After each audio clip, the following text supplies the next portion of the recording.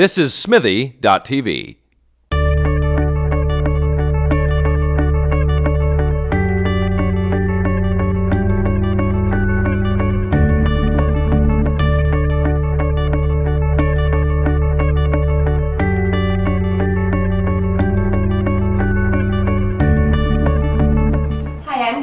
Reporting for KD Chats here at Smithy TV in downtown Toronto with producer and editor Mark Whiteway. How did you meet Stephen Dunn and start working with him? So Stephen Dunn was accepted into the TIFF Talent Lab, which is a pool of 25 of Canada's best filmmakers.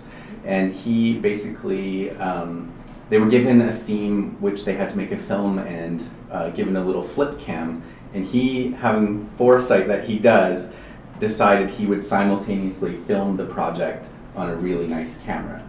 And so he does the competition, they really like the film, he won some prizes, and basically came to me and asked if I could help edit his film using the nice footage that he had simultaneously shot at the same time. And so for about a month's time we spent putting the new film together, sort of based on the film that he had cut together. And that one went off with to TIFF. He took it to Cannes, and it's led to some really good things for him as a director. Great. Yeah. And tell me a little bit more about the project. Swallowed is the name of the film. Swallowed. What is at the heart of the story? Swallowed is about a woman who basically loses herself in a bathtub and wakes up in the middle of the Atlantic Ocean. And it's very dreamy. There's a lot of stop motion animation involved, and I don't want to give away too much. It's very, very beautiful, and it's all set to an amazing score from another Newfoundland filmmaker. Yeah, it's just like a big, beautiful, dreamy film set in snowy Newfoundland. Yeah. And was it difficult to edit with the stop motion and the different effects that you were using?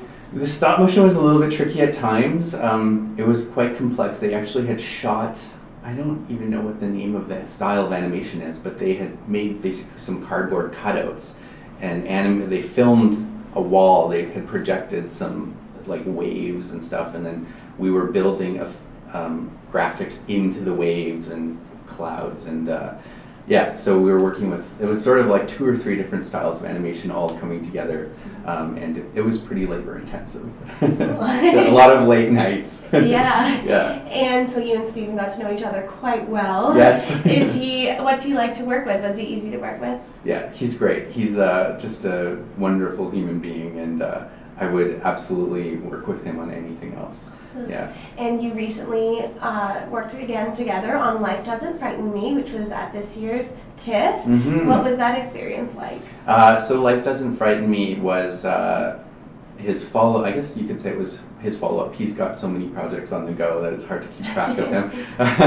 But for that one, I was just an associate producer. So I basically kicked in some money to his Indiegogo campaign, and he ended up raising something like $5,000 more than his goal, which was incredible because he was then able to license a song from Sufjan Stevens that otherwise wouldn't have made it onto the soundtrack. So I was less involved in that one from a creative level, but still very, very happy to be a part of the project. And what types of projects do you have coming up next? I'm currently shooting another film. It's a documentary about the neighborhood of Lawrence Heights in Toronto. Mm-hmm. It's a public housing community. It's a very vibrant community. Unfortunately, it has a very negative light cast on it, as there's a lot of gun violence and drugs and poverty that happens there. So we're trying to pull out the positive stories from the neighborhood and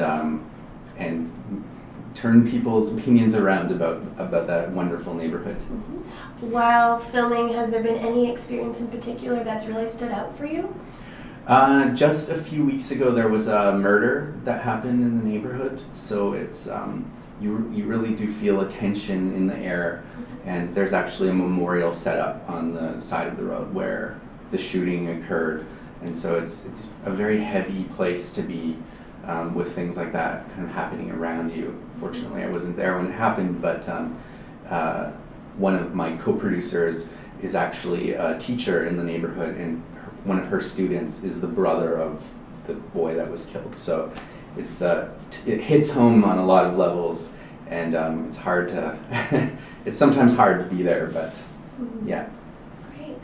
And where is the best place to find out more information on you and on your projects online? I have 2 websites. You can go to markwhiteway.com, and you can also go to bellowsmedia.tv, BELLOWS media.tv.